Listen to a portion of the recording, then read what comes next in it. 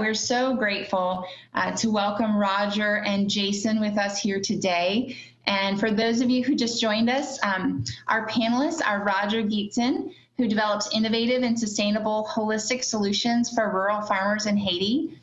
He's especially interested in restorative agroforestry. And I've seen some of his pictures with animals in the field, learning from challenges and then overcoming. It's been very exciting. He also has experience with Vetiver Latrine systems, and he works in Haiti with Global Freedom Project, which he founded. So Roger, let's get started with you. Can you give us a baseline of the work that you've done in Haiti and how that aligns with water, sanitation, and hygiene? Thanks, Danielle. Sure.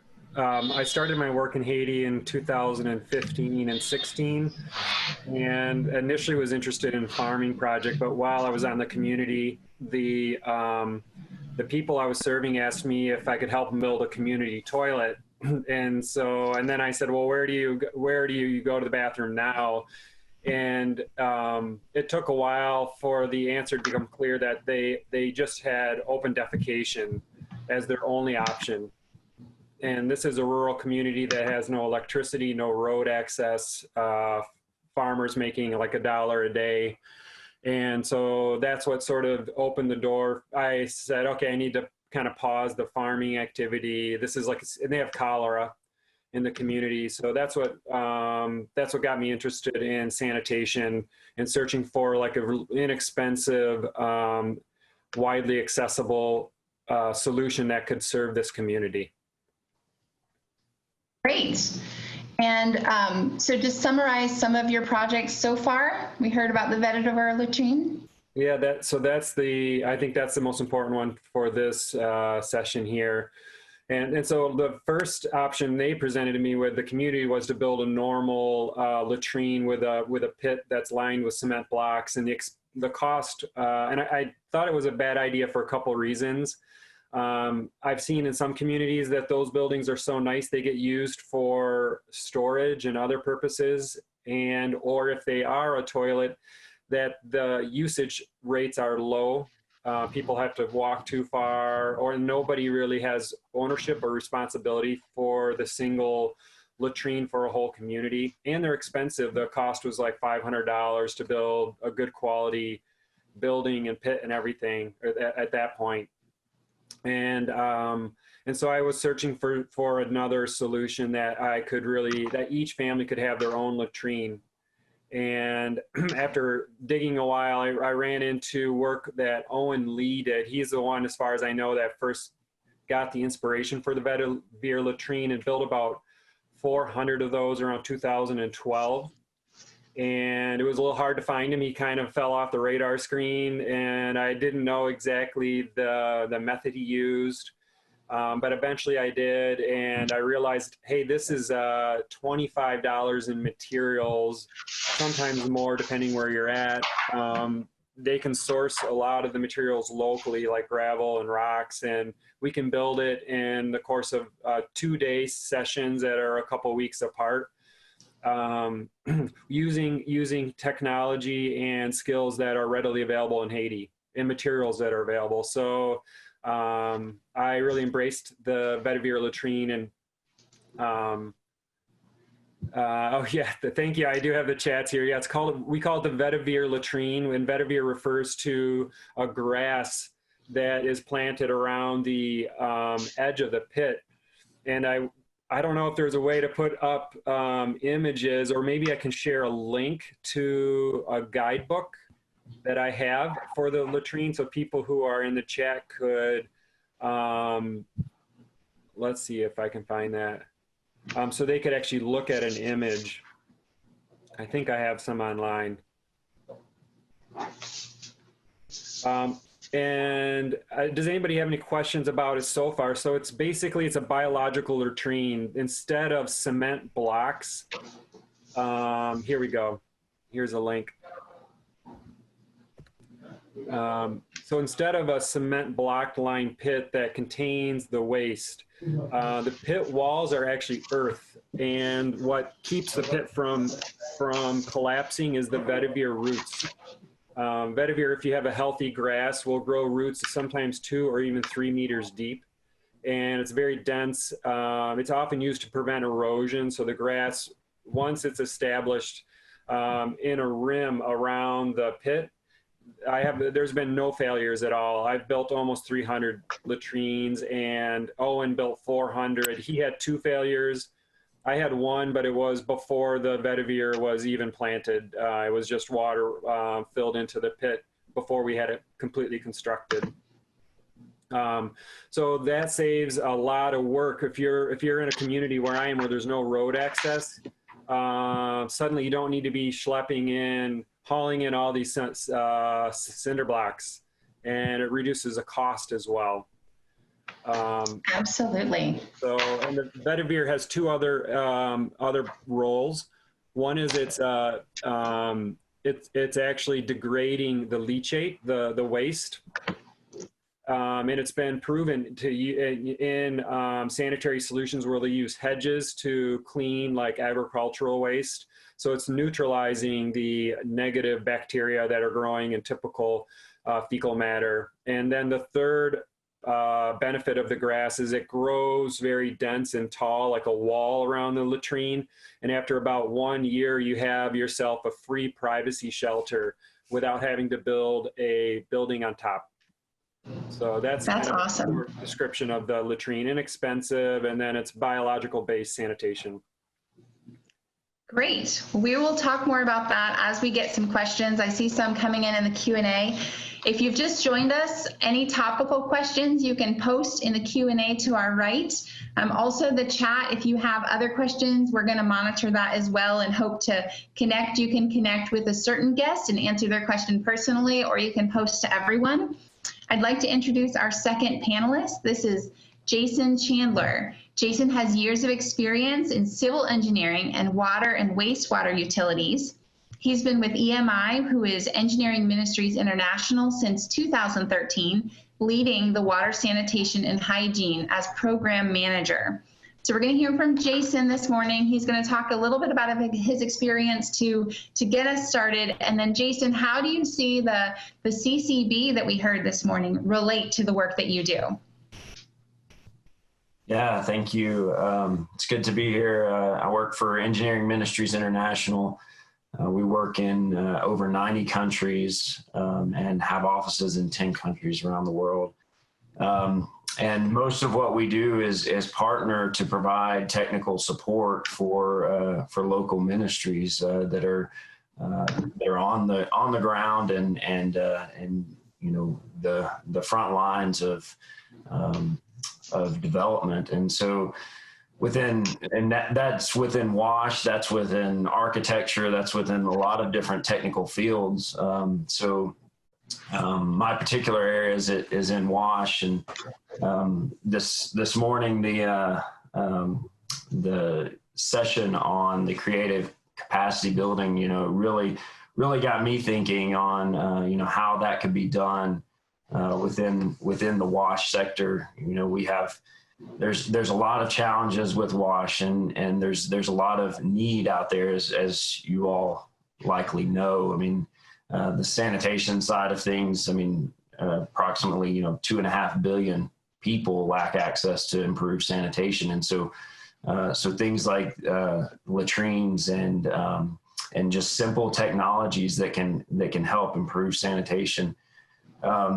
And hand washing is a huge thing. I heard somebody mention earlier in their introduction about the tippy tap hand washing. That, you know, CDC estimates that, you know, 50% of diarrheal diseases could be reduced just by simply washing hands. And then of course we all know the need for water, clean drinking water itself. And you know, with COVID, that's certainly underscored a lot of the WASH needs around the world, particularly in healthcare facilities. We do a lot of work with mission hospitals and health clinics, and that's a huge need. I mean, there's WHO estimates approximately 22% of healthcare facilities around the world don't have access to to adequate wash. And so that's a challenge, especially when you're dealing with with normal things that are happening, diarrheal diseases and other respiratory things, but then you throw a global pandemic in there, and it's certainly raised a lot of awareness with the need that's out there. So yeah, that's I guess a little introduction of myself.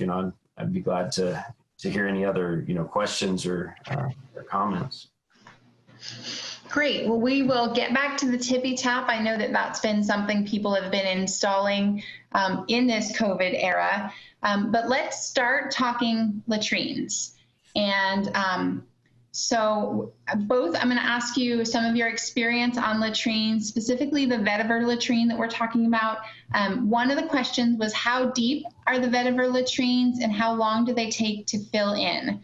Roger, would you like to talk about that? Oh, I think you're muted. Just a sec. Can you hear me now? Gotcha. Okay, so you can choose how deep to dig them, and that relates exactly to the second question is, so the deeper the latrine, the more likely it'll last longer. And I would say that it's got to be at least a meter or 1.5 meters deep. Otherwise, you're going to be moving your latrine often, especially for a normal size family of like 4 to 6. Our latrines that we made were all 2 to 3 meters deep. And there was only 1 or 2 times where we did it shallower because we hit water. So I encouraged them to have a buffer, and I have the instructions in the guidebook about how much space needs to be between a source of water and the bottom of the latrine. So then you have to backfill, and there's a couple communities where the water table is low, so you make your pits more shallow. Right now, none of the pits that the latrines that I've constructed have needed to be moved yet, and those were built in 2016 and 17. And so the question is, when do you need to move them? I don't know. My suspicion is they last a lot longer than is just a dry pit that has no biological activity. And I think if it's deep enough and the size of the family is matching, that maybe they don't fill. Maybe they don't fill. Right. Grass is a very aggressive, biologically active plant, and it could just keep decomposing the waste, digesting it essentially, so that it doesn't actually fill. I think also if the culture uses like corn cobs or some sort of material for wiping and then discards it in the pit, that's going to change the length of time, and it'll fill up a lot faster. And those don't degrade really easy. Right. There's a follow-up question here. Do you use a top slab or anything to support the opening of the latrine? I do, definitely. That's the most technical and costly part of the latrine. It's just a cement slab that's made with rebar reinforcement and a keyhole hole, and then a second small cement cap that we use to cover the hole. Excellent. Jason, would you like to talk about latrines in general from your broad experience in communities? One of the questions that came up in the Q&A is, have you come across any community whom latrines are still forbidden? And what does that look like working with cultural challenges? Yeah, there's certainly a lot of cultural challenges with toilets and latrines. That's one thing that we have to see with everywhere we work. There's different challenges in that. So and that goes from the type of pedestal that's there. We in the U.S. we use a sit down toilet. In some places there's a squat toilet, and that's a cultural thing versus then there's also just where a toilet is located, and all of that is you look in many parts of India and other places where where having a toilet in the home is sometimes considered a unclean thing. And so yeah, you deal with those type of constraints, where it's located, which direction it's facing. There's a lot of challenges. And so then just looking at different types of designs, with simple pit latrines, you can have some, a lot of issues with odors and flies and things like that become an issue, whereas you can construct ventilated improved pit latrines where you take out some of the odors by using natural ventilation and allowing the vents to take out some of that, also capturing some of the flies and things like that. So, but there's certainly challenges in construction costs and what would be appropriate in each location. So in some areas it is harder to construct. Like Roger was mentioning when you're using cement blocks and building these nice superstructures that end up being something nicer than what some of the people are living in. It becomes it becomes inappropriate. And so how do you do that in an appropriate way? Those are some unique challenges that you see all over the world. Yeah. Absolutely. Thank you. So let's transition over to the tippy tap. I've seen from Tanzania to Haiti some tippy taps popping up in 2020. What are some other opportunities to help improve hand washing availability? And how have you seen, tippy taps as a whole be a resource to people in resource challenged areas? Yeah, a lot of the need around hand washing really centers around the access to water. You have a lot of areas that have very low access to water, and when you're talking about having to haul water or or just having scarce water supply, you end up looking at you prioritize your needs for water, and sometimes the very necessary sanitation and hygiene needs get laid to the side when you need drinking water, you need water for cooking and those type things. And so that can be that can be one of the biggest challenges to maintaining your hygiene needs, is having access to water. And so that's a challenge all over. We actually are doing some work in Alaska and some remote communities in Alaska, and that's one of the biggest challenges they have, where the majority of the diseases they see are respiratory illnesses and skin infections, and the biggest thing for combating that is having having water access to wash your hands and to do basic hygienic cleaning. And so yeah, it's things like the tippy tap are good for helping conserve water, because you can have a simple setup for a hand cleaning station that doesn't require a lot of equipment or any expensive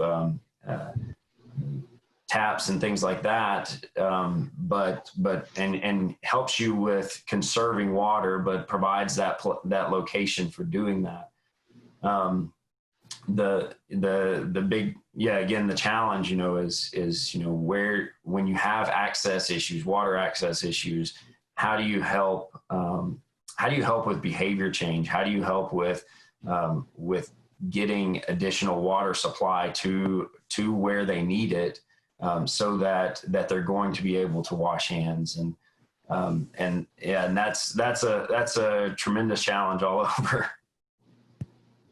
Absolutely. I was in some villages in Niger before coming to Echo, and I was always challenged by the women hygiene, and their challenges are to take care of their bodies after having babies. They have to boil the water to make sure it's clean, to be safe. And so they're boiling, gallons and gallons of water every day, pulled from the well.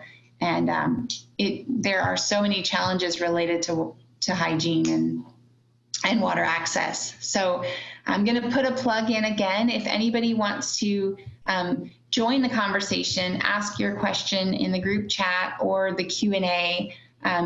Culture is so connected to the habits of our hygiene and the different challenges that introducing new sanitation programs are in communities. So Roger, I did see another question for you connected to female use of the Vetiver Latrine. How do communities find that based on gender? So that's a really good question. I saw that too. There is variable acceptance of the Vetiver Latrine. It's really primitive. But I have not seen that it's influenced by the gender, because the communities I'm bringing it to are already open defecating.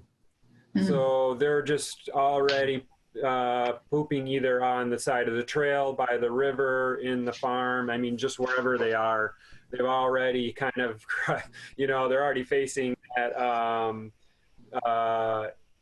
the uncomfortable situation of being exposed, and the Vetiver Latrine allows them to have a place on their own property. So they're choosing where they're putting it with some restrictions on their own land.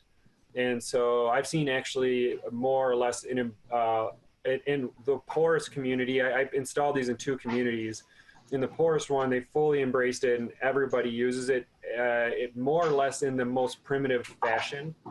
And there was another community that has a little higher wealth. They have some homes have electricity and road access. They want to modify the latrine, and you can. So some of them, most of them actually build like a seat. They make a little concrete, or other methods. They build like a little elevated seat on top of the slab. And they more likely were to construct a privacy shelter, where they would either build a building or put material like a tarp or something and a little roof over the latrine. And for that community, without those modifications, they weren't as comfortable. But I haven't seen like a gender problem. I feel like men and women they're kind of equally able to use it, and it seems to be more of like a community standard is what determines whether they need to modify the latrine or they can use it in its most simple format. Great, thank you. So we're talking about innovations here, and then the creative capacity building that we heard this morning. Let's talk about discussing with the community about their felt needs. And Jason, I'm going to start with you. How do you initiate the conversations about innovating or implementing some of these hygiene, we can call them improvements, but unless the people think they're valuable, they may not be an improvement to them. So let's talk about like the culture and the communication first. Yeah, that's a big thing you've highlighted there, because for any technology to be considered appropriate, it first has to be identified from within the community as a need. And as an engineer, I think about hardware and technical things, and I think about the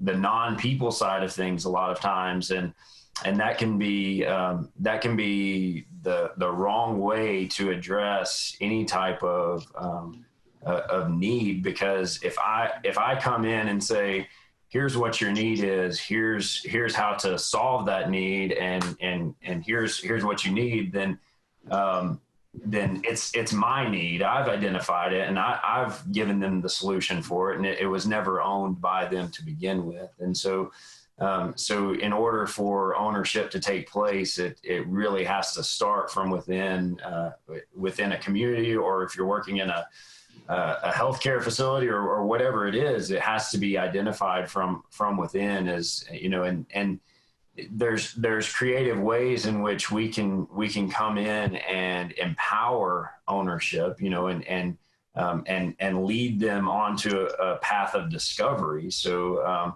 so different techniques of, you know, of sanitation training, community-led total sanitation is one that's used widely around the world, where you help trigger the understanding of where disease comes from and what the different needs are. But what we see is that if anytime you can empower the community members or the facility managers within design and construction and implementation of technologies, that's where you're really able to help with bringing in ownership into the project, because again, as an engineer, I can design something that I know will work and will be effective in what it's intended to do.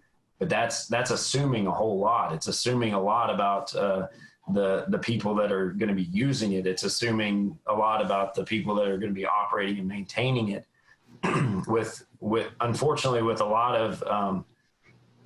of you have a different scale of what's needed in certain places. And so you talk about the poorest communities, and those, you know, you're not going to be building the same thing that you would be for a mission hospital who has different needs. And so there's a scale of technology that's needed. And then in some cases you need to install something that's more technically challenging and needs different operation and maintenance requirements. And unless those things are built into the people who are going to be managing them, then it's not gonna function well.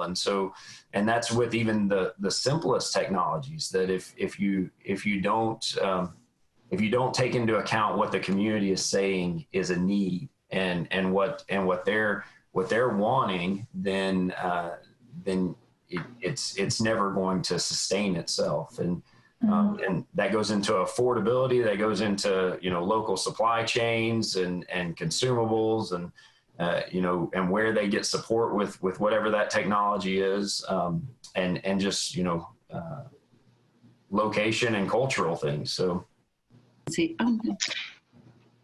great. I'm going to ask both of you, when you have these discussions, is it and I know it's based on community, but is it a large group meeting, like an open forum where people hear the needs and challenges, or is it a kind of a closed, smaller meeting with the leaders of a group, or is it one-on-one with families? So we'll do you first and then Roger. Yeah, so it needs to be broken out into different groups. So you gather, when you're talking about a community, you gather all the community leaders, and you know, the men are going to have a different opinion than what the women do, and the women are typically not going to speak if they're in the presence of the men, and in a lot of cultures. And so breaking it out into focus groups, and, you know, seeing what the women say, you know, and getting them to provide their input, because, you know, 9 times out of 10, they're the ones that have the most knowledge of this particular issue. They're the ones focused on their household and their kids' needs and their family needs. And so they're going to be the ones that you really want to hear from.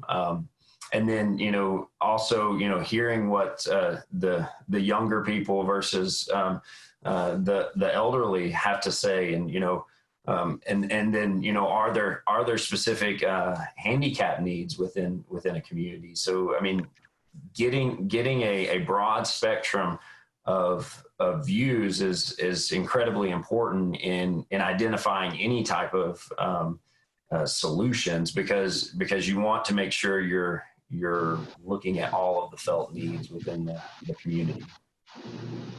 That's a great point, making sure all the subsets of the community are heard from and taken into account.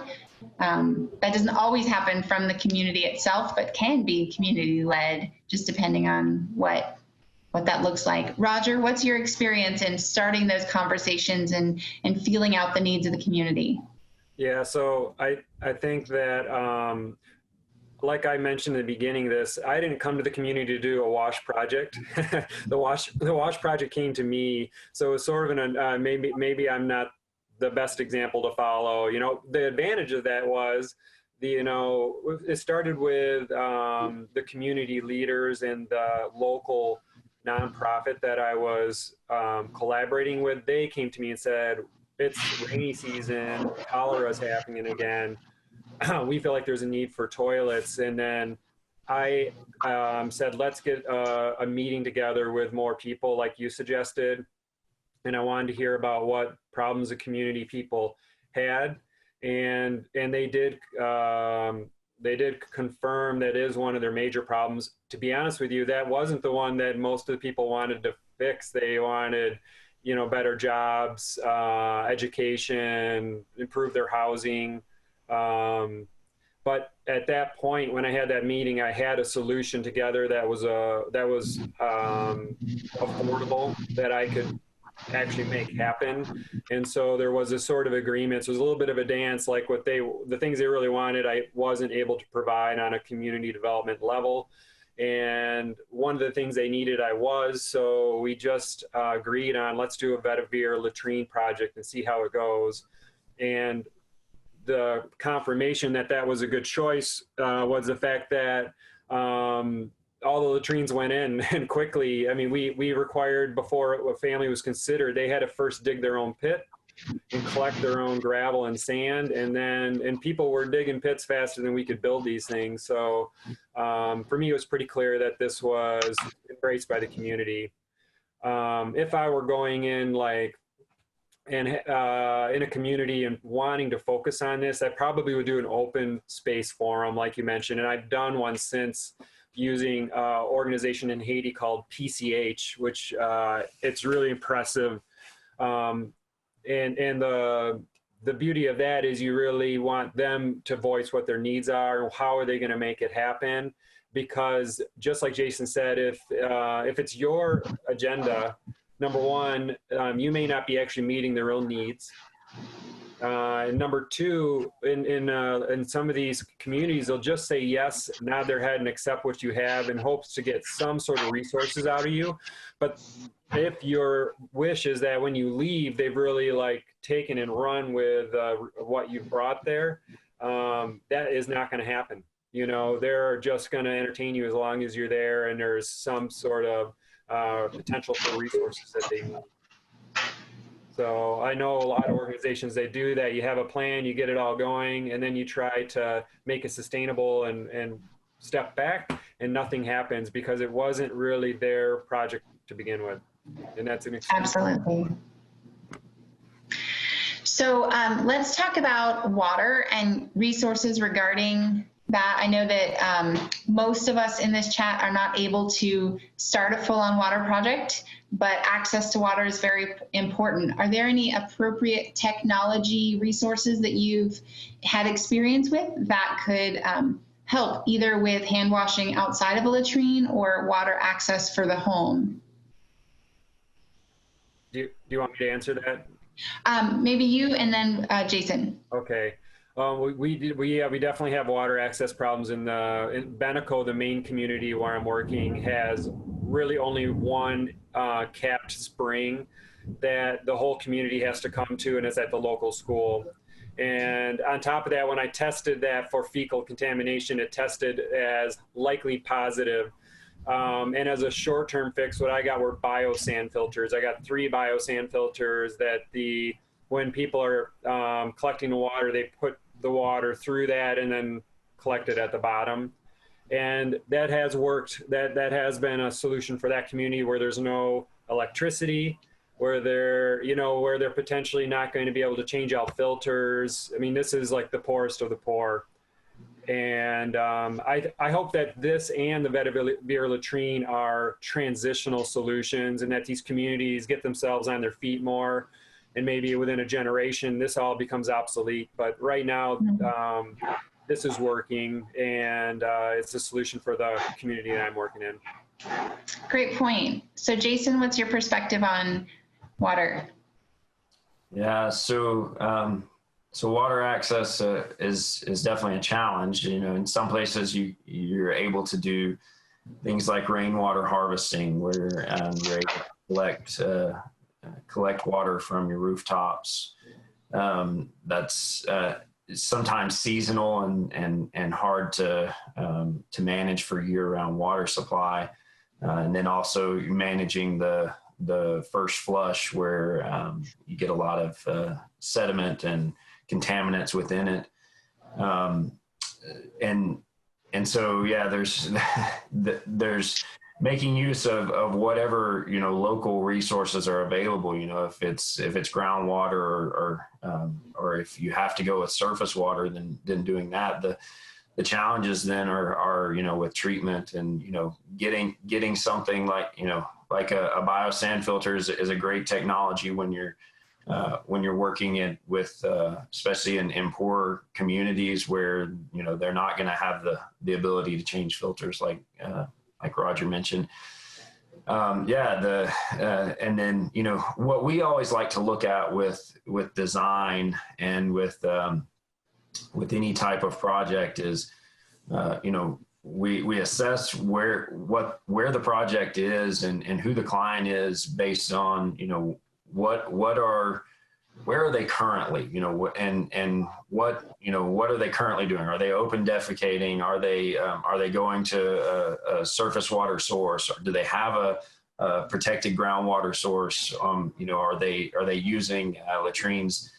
And taking them from that place and saying, okay, how can we improve that? How can we bring them up one rung on the ladder and improve what they're doing, not trying to take them 5 or 6 steps ahead and really kind of throwing a lot of new things at them, but how can we improve safety? How can we improve sanitation? How can we improve what's currently happening, and get them that next level up and try to improve the situation. So and so that's different for each project that we look at, each community we look at. It's always going to be different. They're going to be in a different place, and so we have to take those things into consideration on each project. Great. Well, we're almost out of time, but since discussion is going so well, I'm going to let people be released. If they'd like to go and attend the closing session, you can go back to your agenda and click on the closing session. But since we're still chatting and I have a couple more questions in the chat, I'd love to, we'll keep our presenters here and we'll keep discussing all of our topics. So if you'd like to be released, please feel free to go join the closing, and we're going to talk about the first flush from the rooftop and toilet slabs. So very exciting happening here. So while I have you, Jason, Jeff Wheeler did ask, how do you handle the first flush from a rooftop? Yeah, so there's a lot of different ways that people have come up with to try and handle this, and there are some technologies out there that are considered an automatic first flush.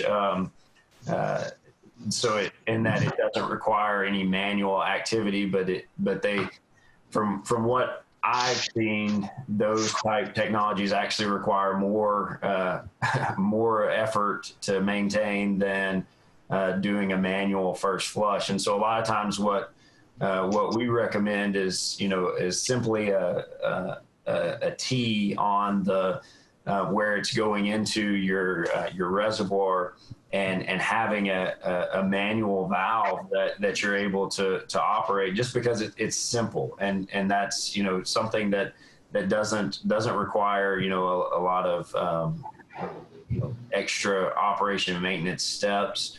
It doesn't require you to really to do anything other than make sure that valve is open or closed. So you're looking at,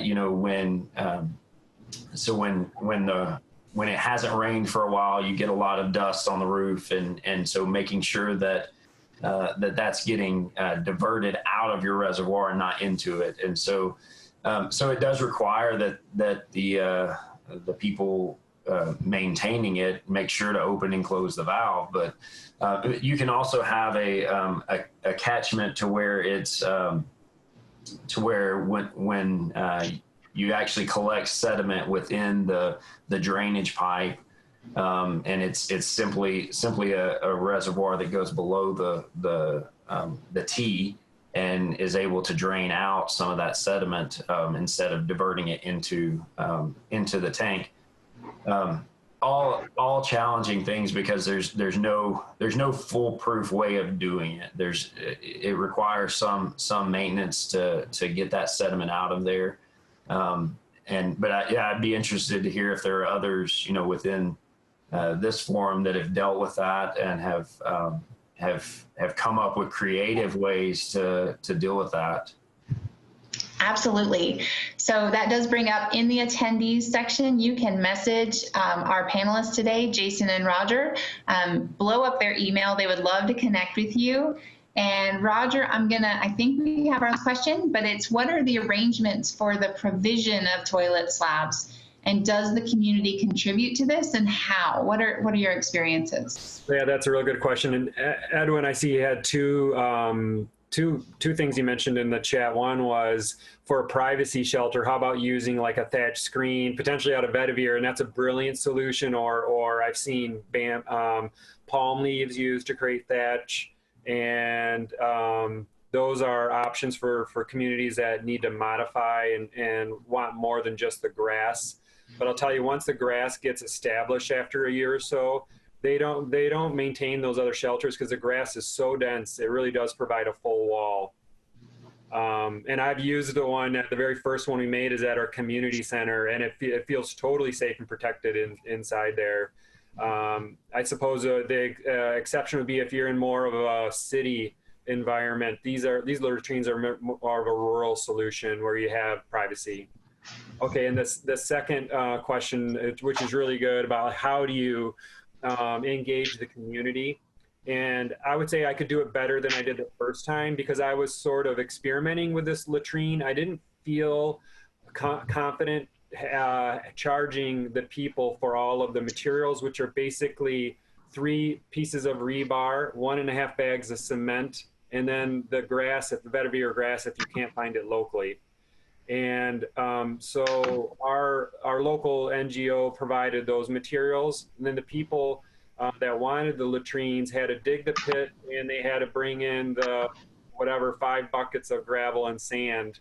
And the team and then I hired a mason who did the skilled work of making the slab, but with their assistance. So each family, when you go there and ask them who built this, they'll have a sense of ownership. They'll say, I built this, I dug this pit, we helped mix the cement and everything.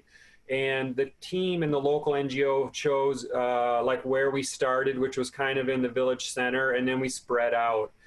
And it was just based on convenience of where the materials were. So I surrendered some of the details about who got the first ones and where they were made to the local team. That did, there was a potential for conflict there, but it didn't seem like it was a big issue. And the having them have to dig and create and bring in some of the materials was enough to sort of filter out people who weren't serious. And in Haiti, it would be nice if they had to pay for all of it. That would be the ultimate solution.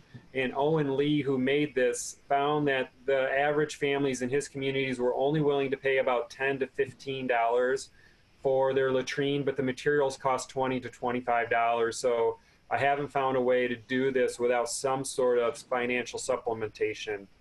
And I look forward, and like one of the challenges I encountered when my NGO I work with said we have 100 families in this community, but what I found when we got to 100 latrines were built, there was always a family next door who wanted one, and so I finally had to put like I had to stop the program because I could see there was like, I had limited resources, and when is there enough? There's always like this.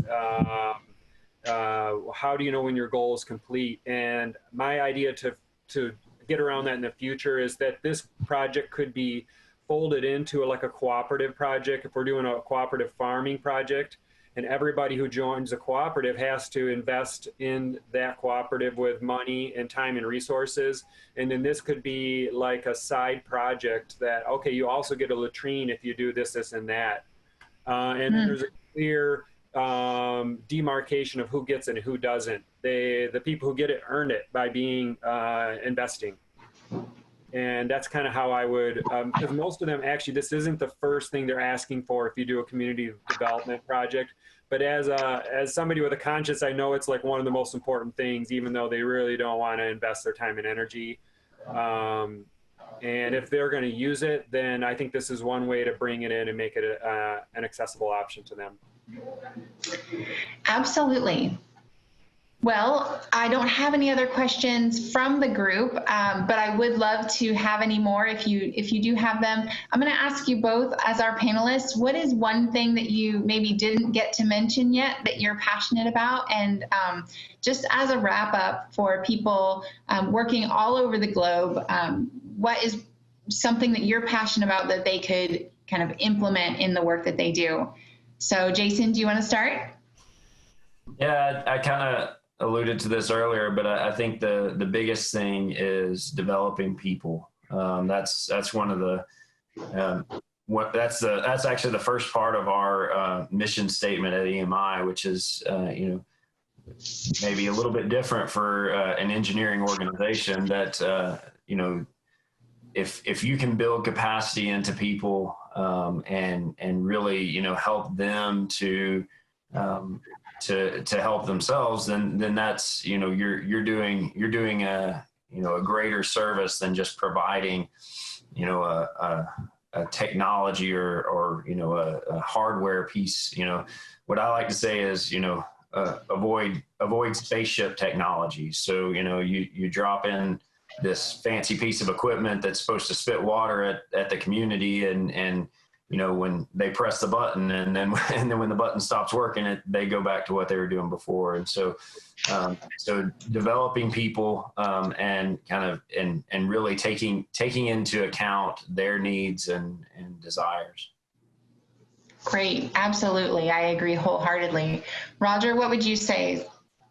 Yeah, of course, Jason is right on, and we think alike. And that's one of the reasons I love the Vetiver Latrine project that I didn't mention, is it had this added benefit of like empowering the people. Because of this farming project I'm doing, agroforestry takes a few years. There's a delay in the rewards of your fruit trees and everything. So it was beautiful to be able to come in with a project that had immediate results. That one of the most important criteria I have is that the participation of the people is mandatory, that they feel like they're useful and that they take away knowledge and that they can do it on their own. And so I think there's two things I'm excited about. One is that Vetiver Latrine achieved those goals. And I felt that in addition to giving them sanitation, it gave them a sense of empowerment.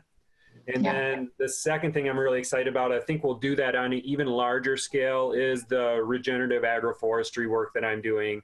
And what a lot of people don't know is that you can build soil and improve the fertility on land every year without adding fertilizers and without needing herbicides.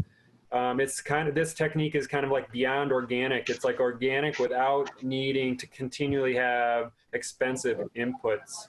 And it's something that I'm passionate about, and I'm working on a guidebook for that as well, which can be found on the same, if you navigate around that humanitarian link that I posted for the Vetiver Latrine, you can find that, and that's a work in progress. That's something I keep coming back to. And I hope it works exactly like Jason says, which it's knowledge you're giving them, and it's using resources differently that are around them. I have these trees and plants, and I can use them to have food security and a reasonable income. And what else more can you ask for? you're living on your own. Absolutely. And you're both right on with Echo's heart and the mission to equip people with agricultural skills and knowledge and improve their lives through the health and water, sanitation, and hygiene. So I want to thank you both for being here today for our conversation. I'm inspired. I know many people here were inspired as well. And we're just thrilled to be partnering together, working all over the globe. So the breakout session has expired. The closing session will be recorded. You can catch that a couple minutes after this. And we'd love to continue to encourage you to network with one another. I made some notes of people that I want to reach out to. And so I'm just excited at what you all are doing around the world and how Echo can be a resource for you. And we are thrilled to, equip you, equip the people around you, and continue to share God's love all around the world.